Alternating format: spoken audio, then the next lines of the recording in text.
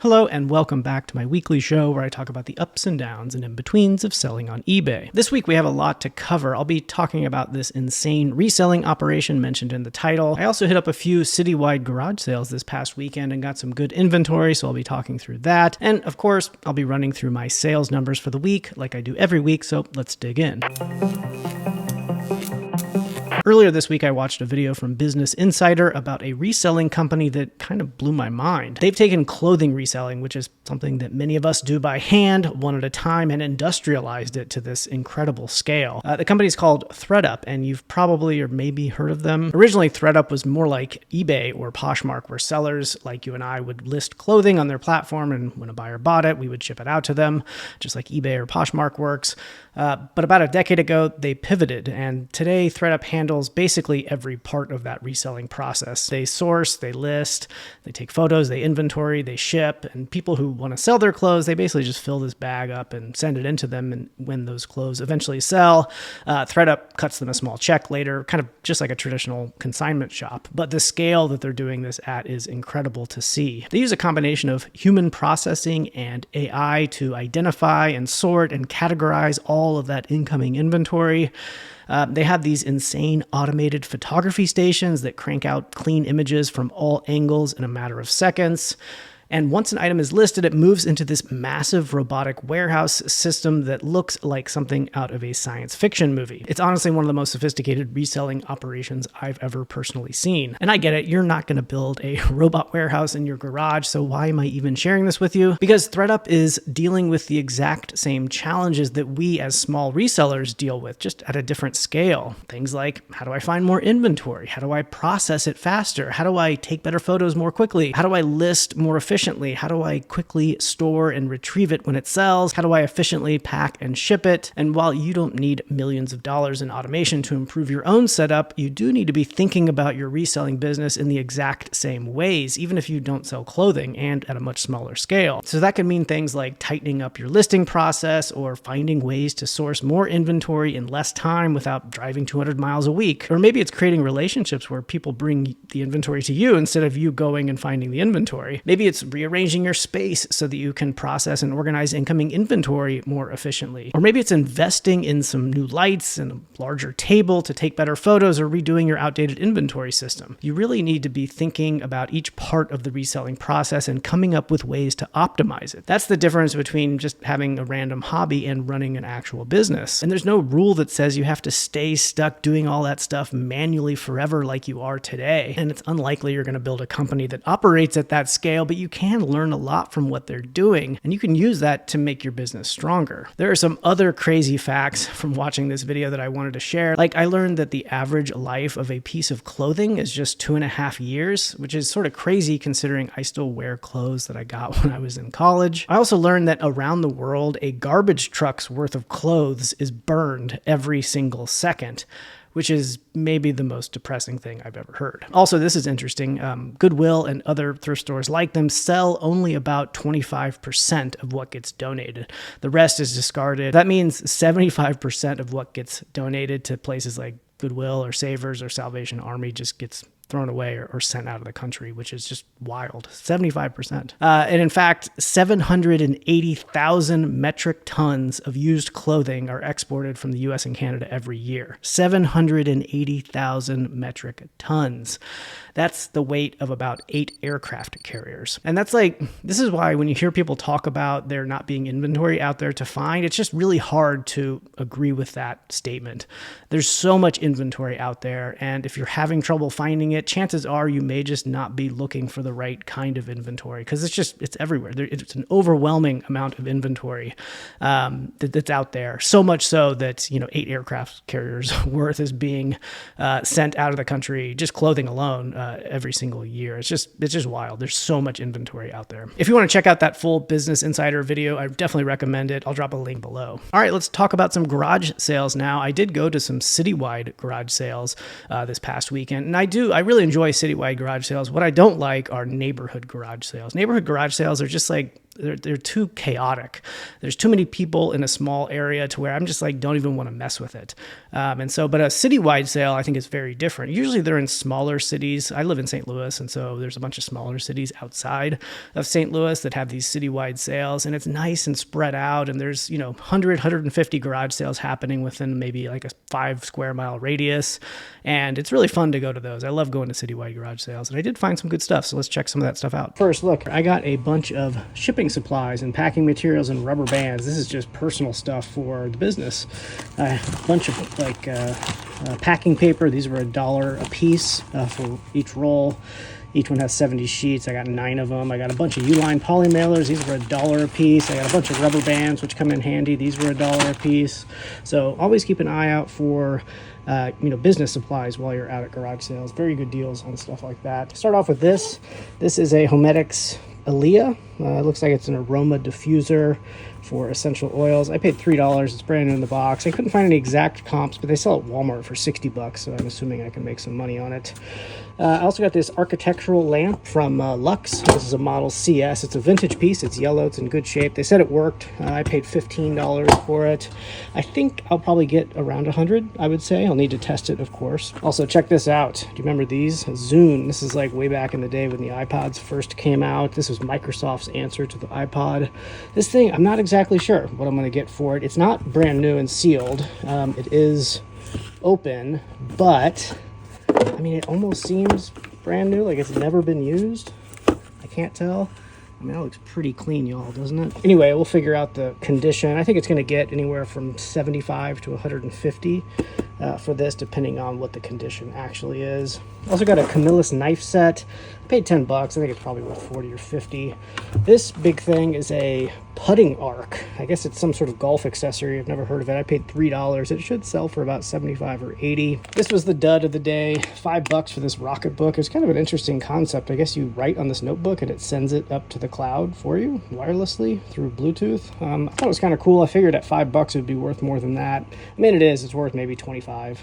So I'll make a little bit of money, but not much. I also picked up a Cards Against Humanity game that's still sealed. This thing's probably worth 15 or 20, but it was only $1 and they sell pretty quickly. I got 2 of these Haiger aquarium heaters, $5 a piece. These are brand new, open box, but they should sell for $40 to $50 each, I would say. Check this out. This is cool. This is one of the better finds of the day. This is a Bob Ross Master Paint Set. Obviously, I paid $8 for it there. It is sealed and new. It should sell for $70 to $80. I just thought that was a really cool piece.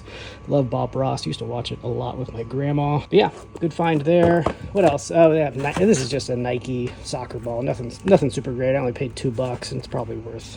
The MSRP is $35. Got some Schlage locks here. This is an L9440. I did find a couple comps on it for right around the $200 mark. I paid $5 each. Yeah, sell-through rate is not super great, but I figured at $5 each at $200 would definitely be worth the gamble, so we'll see. But yeah, all in all, found some pretty good stuff at this day's worth of garage sales. All right, let's take a look at my sales for the week. So it looks like over the last 7 days, I had $1,163 in gross sales and $653 in net sales. That is a little bit lower than last week, actually a lot lower. I think my net last week was like $1,400. Last week was very, very busy. I know a lot of you all had a good week last week, and I know that a lot of you all also had a slower week this week. I just know, seeing in the Flipwise Discord server, a lot of people talking about slow sales this week. It's a good reminder that there are ups and downs in this business. Sometimes you're going to have a really good week and then it's going to be followed by a slow week. And you really need to zoom out a little bit. If you find yourself feeling anxious about any given day or week's sales, just zoom out a little bit and think about your business on a longer time scale, because generally that'll just make you feel better about things. And so even though I only had $653 in net sales, if I think about my overall goals, which my goal is to hit $30,000 in net sales for 2025. And again, I do this part-time.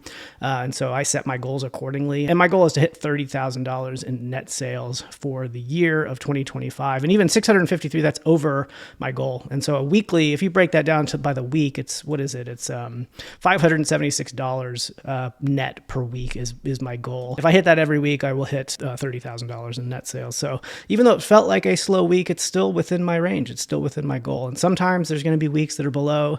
Sometimes there's going to be weeks that are slightly above, like this week. Other times there's going to be weeks that's really high, like it was last week with $1,400 net. Let's look at this week in particular. It looks like like my average gross per sale was $40 and my average net per sale was $22, which that's closer to my average. I think my all-time average is about $20 net per sale. And my net profit margin was back down to reality a little bit at 56%. I think I was in the 60s last week, and this is right around my lifetime average is 56%. And net profit margin to 56% just means for every dollar that I make, I take home 56 cents basically. Scrolling on down here, looks like over the past 7 days, I spent $387 on new inventory, most of that coming from the garage sales that you saw and some bulk buys that I did. The cost of goods that sold, so for everything that sold this week, I paid $128 for that inventory. And the marketplace fees that I paid over the past 7 days was $181 and just over $200 in shipping label costs. Look at that, 51 new listings. I'm so proud of myself for getting 51 listings. That's that's almost double my goal. My goal each week is 35 listings. And so I just have a ton of inventory right now, so it's pretty easy to jump in there and get a bunch of stuff listed. But yeah, very proud of myself with 51 listings and 31 sales. Looks like my average time to sell was 6 months and my return on investment was 503%. Let's jump into my top 10 sales. They're not going to be top 10 by net. I typically do top 10 by net, but lately I've just been sort of cherry picking different sales from the past week just that have an interesting story or had a significantly high net return. So I'm just going to cherry pick some more and talk through those, starting with this, which is, what is this?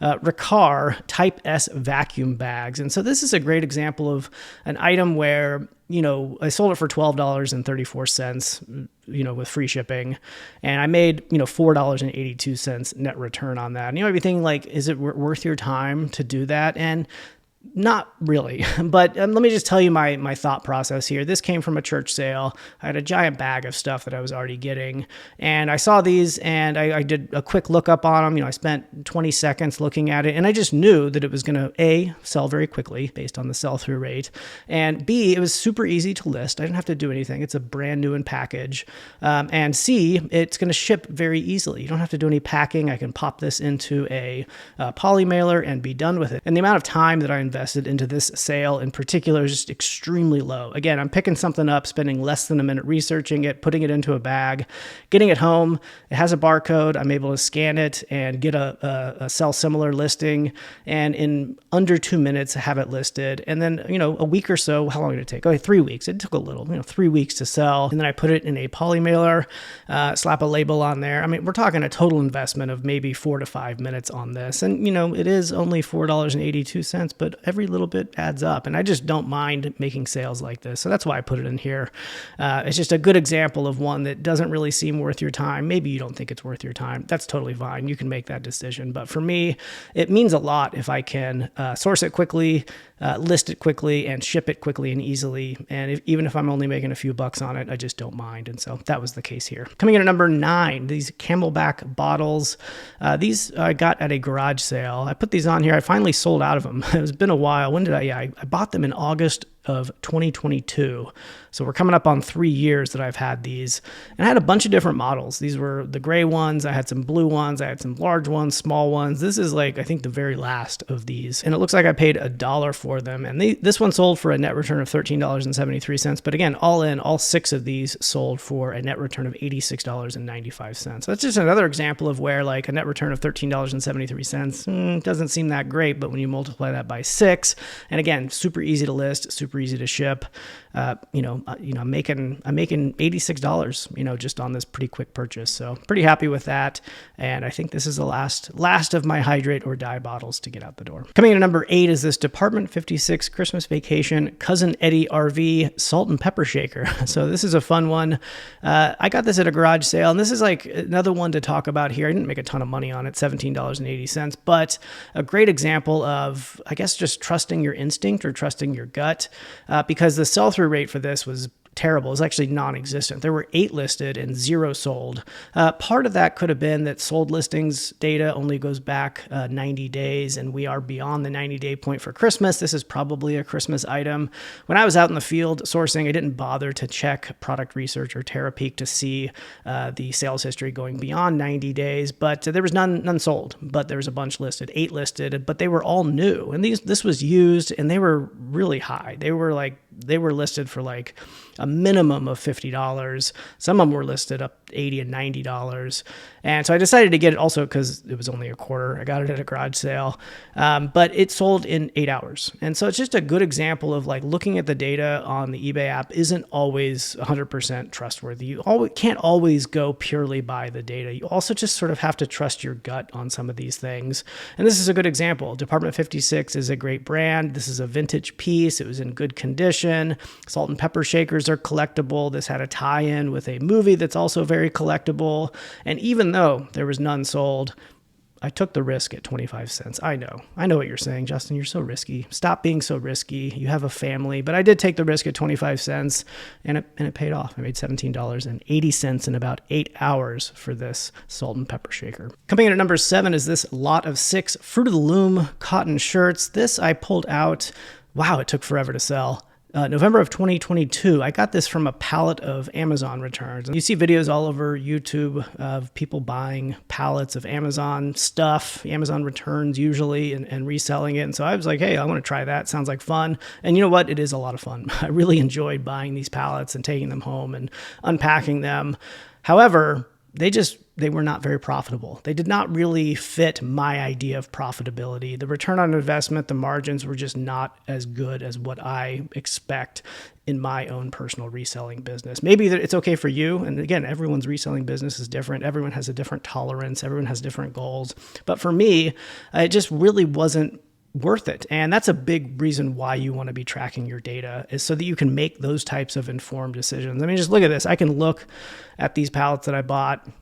Spent on this one in particular $545, and I did have a gross of $2,467 and a net of $467. But here's the thing, like that's quite a bit of risk. So total spent $545 to make $467. That's an 86% ROI. I know my average ROI is right around 600%. And so just looking at this, I can tell like, hey, this is not bringing in the returns that I normally get through my other sourcing methods. And the other thing too is that buying pallets is labor intensive. And so you got to figure out how to get it home, and then you got to unpack it. And then, the reality of buying an Amazon pallet, especially if it has like returns and stuff on it, is that a lot of the stuff is going to be unsellable and broken. And then you've got a basement filled with stuff that you have to get out of your basement. Like, what do I do with all this stuff? I don't want to donate broken items. And so the amount of effort that it took to do all of that just wasn't worth the return here. If it was performing at the same level or better than my other sourcing methods, it may be worth it to go through that extra labor. But for me, it just wasn't worth it. So I don't buy Amazon pallets anymore. But let's see, this one did finally sell. It took a long time. It sold for $35, and I had a net return of $16.64 on this one. Coming in at number 6, some Skechers ladies shoes. These are Reggae Fest sandals. I bought these 9 months ago at a garage sale, only $1. Pretty much any shoes that I know the brand and they're new and they're cheap, I'm going to buy them because they're going to sell eventually. These did take a long time to sell. They sold for $31.74. That's $24.75 plus $6.99 in shipping. The net return for this one was $19.91 for some Skechers Reggae Fest sandals. Again, just new in the packaging, a brand I recognize, and I got it for $1. Pretty much a no-brainer. It did take a while to sell. And so your tolerance for the length of time it takes to sell is dependent on a lot of things. Maybe it's personal preference. Maybe you don't have a lot of storage. Maybe I don't know. There's all sorts of reasons. But for me, I don't mind hanging on to a pair of sandals for 9 months to make $19.91 because it all adds up. Coming in at number 5, this is a fun one. This is a Blink 182 90s Y2K style. This was not a vintage piece. It's a triple XL. I got it at a Salvation Army 3 months ago for $4, and it sold for $51.99. That's $45 plus $6.99 in shipping. The net return on this one was $36.34. I love Blink 182. I grew up listening to their music in the mid-90s. I saw them live. I can't remember. I think it was the summer of 2000 when I was 18 or 19 years old. And I just read Mark's book. He just came out with a book. He's the bass player for Blink 182. He had a battle with cancer. And it was really interesting to hear the story of Blink 182 told by him, 30 years after kind of their rise to fame. And so this is a fun one to source, a fun one to sell. Often I try not to let my own interests influence my purchases very much, because that can often lead, if you get emotion into it, it can often lead to making less money or even losing money, but this was a case I just knew this one was probably going to sell for a decent amount of money. Even though it was a reproduction, it wasn't a vintage piece, and it still sold for $51.99. Coming in at number 4, this is a fun one. Got this at a garage sale just this past weekend. It took 3 hours to sell this Bob Ross Master Paint set with a VHS instructional video included. This thing was new in the package, and I just noticed it looks like my eBay app has switched back to the wrong ratio for photos. Do you guys ever notice this, where like you select 1:1 so that the photos it takes are square, and then randomly in the future it gets switched back to 3:4. It gets switched back to 3:4 ratio, and you end up having these long photos like this. And it usually takes me a few days to notice, and I switch it back. I hate that. I don't know why the eBay app just randomly decides to do that, but it does. This sold for $69.99. It took 3 hours. I paid $8. I paid up for it a little, but the net return on this was $42.48. And I saw this, and I pretty much knew it was going to be good. If it was opened, I wouldn't have bought it. They still sell open, but I don't know. It just would have been more of a hassle to make sure that all the pieces were there and make sure the paint wasn't dried out or anything like that. But this thing was new in the box, and it was only $8. And so happy to buy it, and was surprised that it sold in 3 hours, but hey, I'll take it. Coming to number 3, this Signature Hardware, I don't even know what this is. Thermostatic roughen valve. So plumbers out there, you can tell me what this is exactly. I don't know. I got it off of a pallet of a bunch of different fixtures. I figured I would talk about this so we could check in on how that pallet is doing. It's doing really well. Without even looking, I can tell you it's doing really well. The great thing about this palette, by the way, is that there's just all sorts of weird little things on this that I just like. There's a box that has a bunch of different things like this in it, and I sit down to list and I pull something out, and it's it's an $80 item. It's just crazy. There's just all sorts of weird stuff like this in this palette. The net return on this one was $53.08. Let's take a look at how this palette is doing. Looks like I have listed over 130 items here, 212 total units. That just means there's 130 listings, and some of those listings have multi-quantities, so there's 212 total units. Looks like there's 89 of those still actively listed. I've sold 35, and the gross income so far on this is $3,453. And the net income so far is $1,368, with 89 items still left to sell, and I would say about 100 items that I still need to list. And so this one is doing very well. I would expect my gross, by the time this is all listed and sold, will be around the $8,000 to $10,000 range, and my net will be around $5,000 to $6,000. So very good pickup on this bulk buy. Coming in at number 2 is this Putting Arc portable wood resin golf training tool. I'm not a golfer. I don't know anything about golf really, but I saw this at a garage sale this past weekend. I paid $3 for it, and the comps again were sort of weird. And this is another one where I just trusted my gut on it.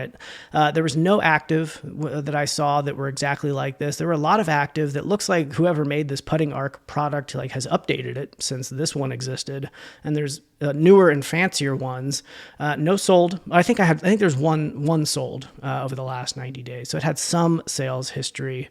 But I just knew this was the type of thing that somebody is going to want. Golf season is just getting started here in the U.S., and this was just a unique product. This was, I don't want to say handmade, but it wasn't made at a giant scale. This is not a major company making this thing. It's a very sort of specific product that's likely someone is looking for, and there's just not a whole lot of supply there. And I was right. 18 hours this took to sell at full price for $84.98. That's $69.99 plus $14.99 in shipping.